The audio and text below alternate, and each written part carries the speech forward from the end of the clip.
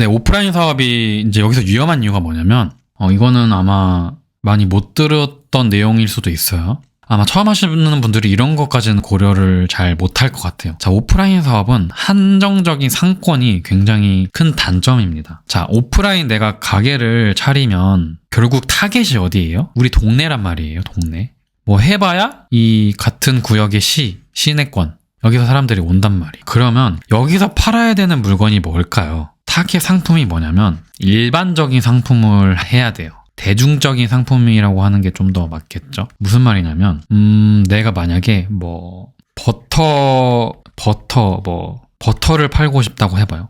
일단 우리가 우유 버터 같은 게 있고, 땅콩 버터 같은 게 있고, 막 여러 가지가 있다고 해봐요. 근데 막 되게 좀 내가 특이하게 아보카도로 버터를 만들었다고 해봐요. 이게 있는지 모르겠어요. 그냥 특이하다고 가정을 해볼게요. 내가 내 아이디어로 사업 아이템으로 이거를 팔고 싶어. 이거를 여기서 팔면 팔릴까요?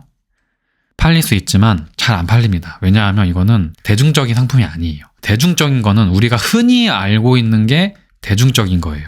근데 흔히 알고 있는 이 대중적인 상품은 이런 거를 오프라인에서 팔아야 돼요. 왜냐하면 일반 대중들이 주변에 살고 있으니까 와서 사겠죠. 근데 아보카도 버터라는 게 만약에 특이한 게 있는데 여기서 팔면은 물론 멀리서 찾아올 수도 있죠. 근데 그런 걸로 수익을 유지하기에는 굉장히 더 많이 팔아야 돼요. 근데 일반적인 상품이 아니기 때문에 95%는 이런 버터를 먹고 5%만 이런 걸 먹으면 여기서 5% 수요만 보고 가기에는 오프라인 상권은 굉장히 한정적이라는 거예요. 그러면 이 대중적인 상품 팔면 되잖아요. 대중적인 상품을 팔면 어려운 이유가 이미 이거는 주변에 많이 팔아요. 마트도 있고 빵집도 있고 이미 파는 사람이 많아요. 그래서 우리가 경쟁이란 걸 해야 돼요. 경쟁이란 걸 하려면 결국에는 나만의 특이점이 있어야 돼요. 그렇잖아요. 오프라인이어도. 특이점이 뭐냐? 이런 특이점 말고요. 이 대중적인 거에서 정말 우유가 막 진하고 맛있거나 땅콩이 정말 맛있거나 이런 장점을 가야 돼요. 아니면 가격이 저렴하거나. 근데 그러기가 쉽지가 않아요. 왜?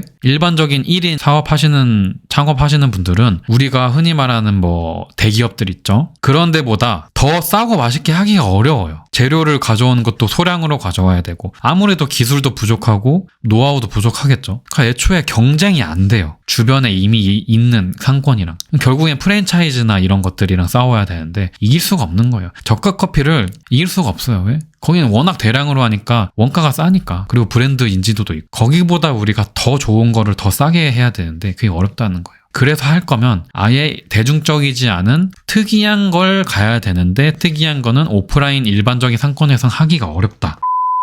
그래서 우리는 일반 대중적인 거는 이미 하고 있는 경쟁자랑 싸우지 않고 이미 대중적인 거는 대기업에서 해요. 기업의 타겟은 대중이에요.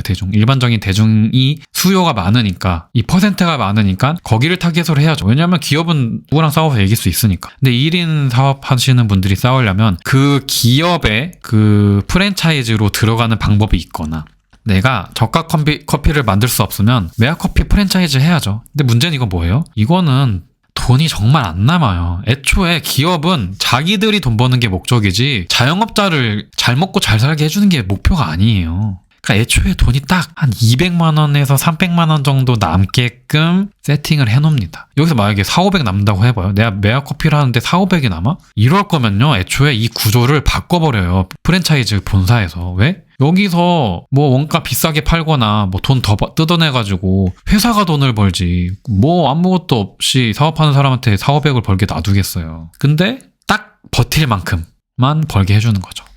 그래서 결국에는 저는 프랜차이즈가 쉽고 내가 진짜 사업적인 재능이 없는데 회사는 못 들어가고 여유 자금이 있고 이러면은 좋을 수 있지만 내가 아직 나이가 좀 젊고 뭔가 나만의 뭔가를 해보고 싶으면 프랜차이즈는 아니라고 생각을 하고 진짜 붕어빵을 팔더라도 나만의 아이디어로 좀 하는 게 좋다고 생각을 해요. 그러니까 보통 이렇게 하는 게 맞다고 생각해요. 처음 하는 분들은. 그래서 이런 제품은 그래서 온라인으로 해야 됩니다. 자, 지금까지 말씀드린 거 어떻게 보면 다 연관이 있는 건데 일단은 리스크도 좀 적죠. 오프라인에 뭔가 시설 투자 같은 거 안 해도 되니까. 그리고 타겟이 전국이에요. 전국. 왜? 온라인이니까. 내가 아보카도 버터를 만들어도 동네에서 팔면은 몇 명 안 사요. 왜? 이건 애초에 5% 1%의 그 일반적인 수요가 아니기 때문에. 근데 이게 뭐 우리 전국으로 하잖아요. 온라인으로 하면. 내가 우리 동네에는 뭐 상권이 뭐 3,000명인데 온라인으로 하면은 뭐 3천만 명이 될 수 있잖아요. 그러니까 여기서 1%면은 훨씬 그 타겟이 넓은 거잖아요. 그러니까 오프라인의 어떤 가게보다 더 잘 팔릴 수 있다는 거죠. 그리고 이 창의적인 제품, 이 독창적인 제품이라는 게 사실 처음에는 되게 나는 창의적인 사람이 아닌데 라고 생각해서 되게 어려울 수 있는데 막 대단한 아이디어를 말하는 게 아니라 뭐 제가 구매 대행에서 알려드리는 방법은 뭐냐면 이미 있는 브랜드 제품이 있잖아요. 브랜드 제품도 뭐 잘 팔리는 게 있고 적게 팔리는 게 있겠죠. 근데 잘 팔리는 거는 우리 한국으로 외국에서 수입을 하겠죠. 근데 수요는 있는데 잘 안 팔리는 것들은 수입을 안 하기 때문에 이 구매 대행 직구로 사는 경우가 많아요. 그러니까 이런 것도 어떻게 보면 남들이 안 하는 좀 독창적인 상품을 개발하는 거일 수도 있죠. 아니면 컨텐츠 같은 거를 만들어도 뭐 예를 들어서 뭐 내가 여행 관련된 컨텐츠를 하고 싶은데 막 유럽에 관련된 거는 너무 많아. 그러니까 여기서 경쟁하기가 너무 어려운 거예요. 나는 뭐 예를 들어서 어디 몽골에 특화된 컨텐츠만 만들어서 여기에 있는 수요를 내가 먹겠다. 그래서 여기서 여행 관련된 어떤 사업을 해보겠다. 뭐 이럴 수도 있겠죠. 그러니까 창의적이라는 게 정말 대단한 아이디어를 말하는 게 아니라 쉽게 말해서 남들이 잘 안 하는 거를 말합니다.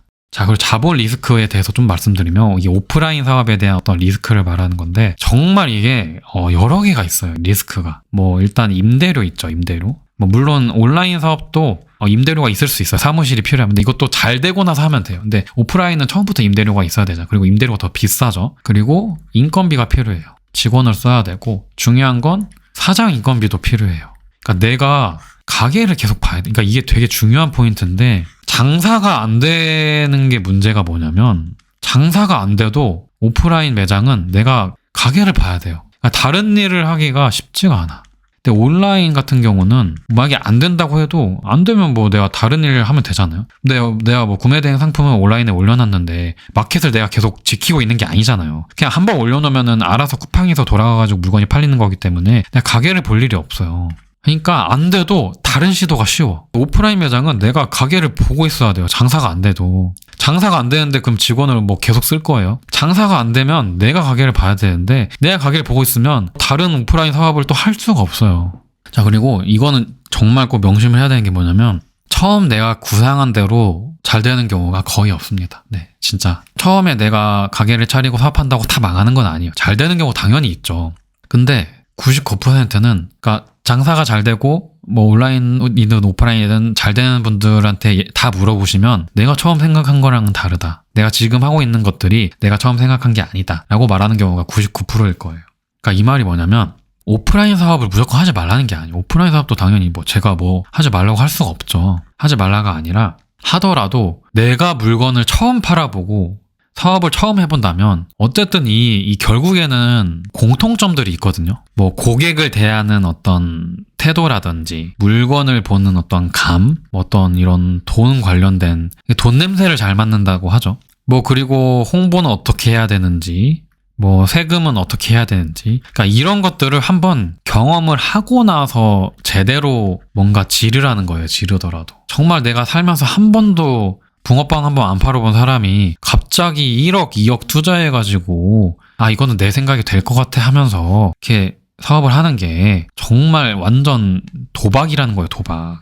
막상 해보면 정말 예상과 다른 부분이 너무 많아요. 근데 온라인으로도 어느 정도 감을 잡아보고 오프라인으로 넘어가면 그 성공률을 확실히 높일 수가 있습니다. 아니면 뭐 온라인으로 해서 잘 되면 이 자체를 뭐 확장할 수도 있겠죠. 내가 온라인으로 어떤 뭐 컨텐츠 같은 걸 알려주는 이런 걸 사업을 했는데 사람들이 모여들고 수요가 많아졌어. 그러면 내가 그때선 오프라인으로 뭔가를 차려도 되겠죠. 온라인으로 내가 물건을 조금 뭐 해가지고 팔아봤어. 내가 뭐 예를 들어서 땅콩 버터를 만들어 보고 싶어서 팔려고 하는데 오프라인으로 해버리면 내가 매장을 차리든 아니면 뭐 공장을 차리든 뭐 그렇게 크게 시작하지 않고 작게 뭐 어디서 의뢰를 해서 조금 만들어보고 온라인으로 팔아보고 그래서 잘 되면 오프라인으로 넘어가서 키워도 되겠다. 뭐 이런 식으로 갈 수가 있겠죠.